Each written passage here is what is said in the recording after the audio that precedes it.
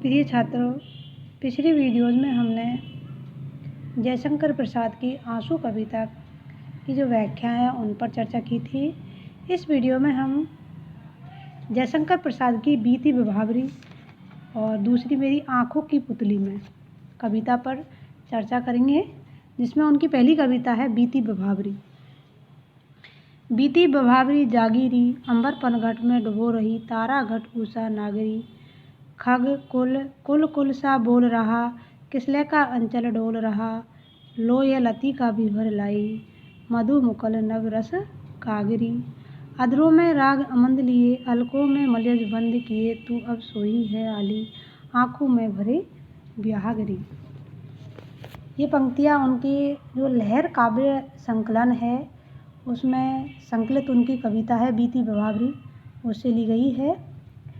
इस कविता में कवि ने प्राकृतिक सौंदर्य का, प्रातःकालीन जो प्राकृतिक सौंदर्य है उसका रहस्यात्मक वर्णन किया है। कवि वर्णन करते हुए कह रहे हैं, बीती विभावरी जागीरी कि जो अंधकारपूर्ण रात्रि थी, विभावरी का अर्थ होता है अंधकारपूर्ण रात्रि, कि जो अंधकारपूर्ण रात्रि थी बीती मन में बीत चुकी है, अर्थात रात्रि समाप्त हो गई है और जागीरी और प्रातःकाल हो चुका है। इसलिए जागीरी कौन जाग चुकी है? प्रकृति रूपी नायिका जाग चुकी है। अंबर पनघट में डुबो रही, तारा घट उषा नागरी।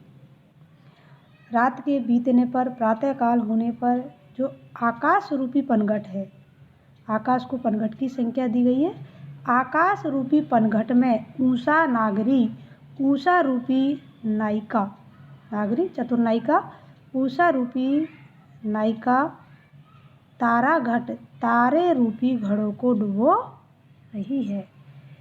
इन पंक्तियों का भाव यह है, प्रातःकाल हो चुका है और जैसे ही प्रातःकाल होता है तो जो तारे हैं वो छिप जाते हैं, डूब जाते हैं और सूर्य उदित हो जाता है।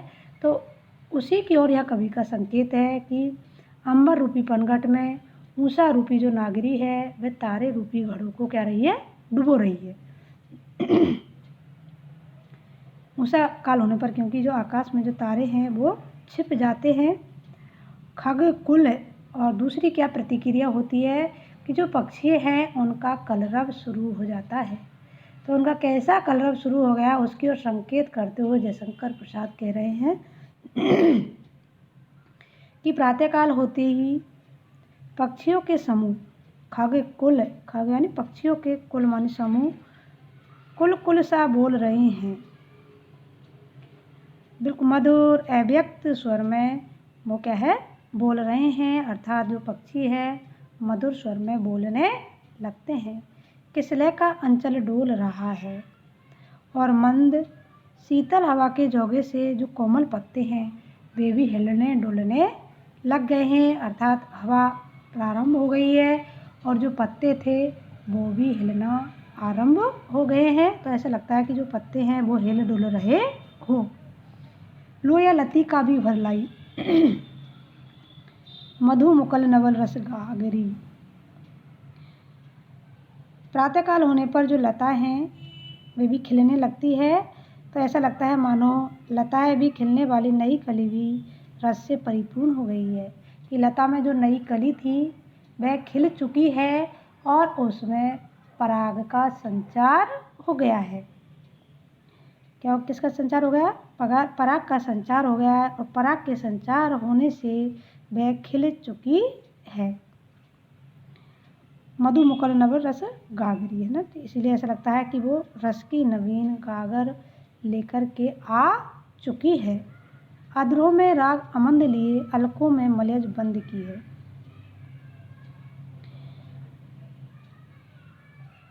प्रकृति रूपी नायिका अपने अधरों में अत्यधिक राग को अपनाती हुई अपने केश पासों में चंदन से सुगंधित हवा को समेटी हुई अभी सोई हुई है। अधरों के राग अमंद लिए, क्या अधरों का जो राग है उसको अमंद किए हुए, अमंद का अर्थ होता है अधिक, किए हुए, अलकों में मलयज बंद किए। अलको, अलक का अर्थ होता है केसों में, कि जो केस थे, उनके जो बाल थे उनमें क्या लगा रखा है? उन्होंने, ऐसा लगता है मानो उनमें सुगंधित जो चंदन से सुगंधित जो हवा है उसको समेटे हुए हो और वह अभी क्या हुई हो, सोई ही हुई हो।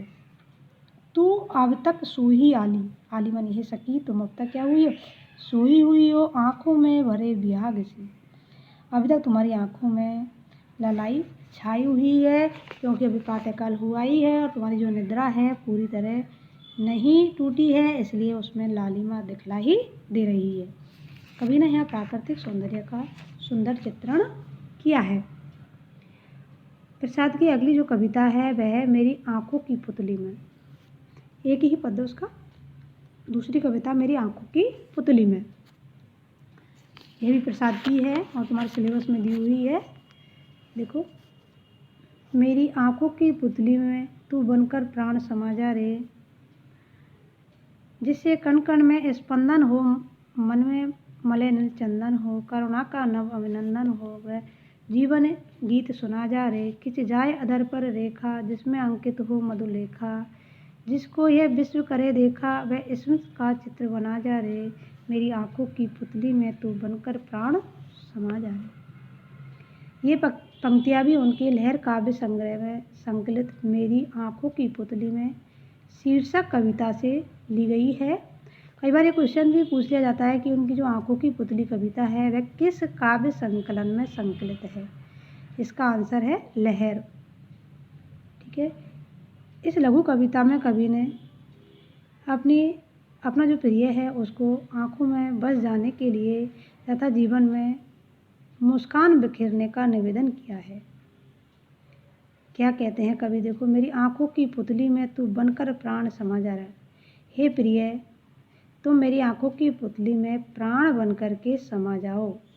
आँखों की पुतली, मेरी आँखों की जो पुतली है उसमें क्या बनकर समा जाओ, प्राण बनकर समा जाओ, जिससे कण कण में स्पंदन हो, जिससे कि मेरे शरीर के रोम रोम में एक चेतना जग जाए। या मेरा जो शरीर है निश्चेष्ट हो चुका है, उसकी धड़कन मंद पड़ चुकी है, वह धड़कन उसमें पुनः हो जाए, उस धड़कन का संचार हो जाए। इसलिए तुम मेरी आँखों की पुतली में मेरे प्राण बनकर समा जाओ। मन में मनेलिर चंदन हो, तुम्हारे इस आत्मीय पूर्ण व्यवहार से या तुम्हारे मेरी पुतली में समा जाने से मेरे मन में सुगंधित पवन चंदन के समान सुरभित हो जाएगी। कैसी? सुगंधित पवन किसके समान? मलयनिल चंदन हो, मलय मतलब सुगंधित पवन, चंदन हो मतलब चंदन के समान सुरभित हो जाएगी। अर्थात कहने का मतलब यह है, जिस प्रकार से हवा में चंदन की खुशबू व्याप्त हो जाने से उसकी जो पराग है, उसका जो सौंदर्य है वह दुगना हो जाता है और वह शीतल मंद सुगंधित पवन का नाम धारण करती है। उसी प्रकार तुम भी मेरे इन आँखों की पुतली में आकर समा जाने से मेरे जीवन में हास्य का संचार होगा, मुस्कान का संचार होगा, करुणा का नव अभिनंदन हो। स्पष्ट कहा उन्होंने, किसका होगा? कि मेरे जीवन में करुणा का नया आस्वाद मुझे प्राप्त होगा, मेरे जीवन में करुणा का नवीन संचार होगा।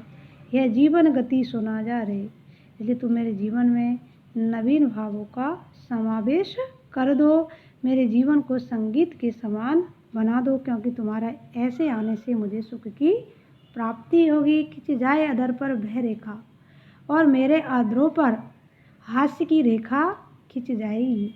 अर्थात मैं जो दुखी हो रहा हूँ वह दुख दूर हो जाएगा और तुम्हारे आने से मुझे संयोग की अनुभूति होगी, जिसमें अंकित हो मधुर लेखा रे। मुझे ऐसा अत्यधिक आनंद और माधुर्य प्राप्त होगा जिसका वर्णन करना भी असंभव है, जिससे यह विश्व करे देखा, वह स्मृत का चित्र बना जा रहे। मंद मंद हास्य या मुस्कान की रेखा से ऐसा मधुर चित्र बना जाओ जिससे कि ये सारा संसार देख सकेगा और आनंद की अनुभूति कर सकेगा। कभी यहाँ यह कहना चाहते हैं कि हे प्रियतमा, तुम्हारे वियोग में मैं दुखी हो रहा हूँ, इसलिए तुम एक बार आकर मेरा जो वियोग है इसको समाप्त कर दो और इसमें संयोग का संचार करो। तो ये दोनों तुम्हारे सिलेबस में इन दोनों की एक एक यही दे रखी थी और ये छोटी ही कविता है, ठीक है। तो जयशंकर प्रसाद की दोनों कविताओं को विश्लेषण हमने किया है, उनको पढ़ लीजिए। इनका भाव भी पूछ सकते हैं और ये किस काव्य संकलन में संकलित है, इससे संबंधित भी क्वेश्चन पूछा जा सकता है।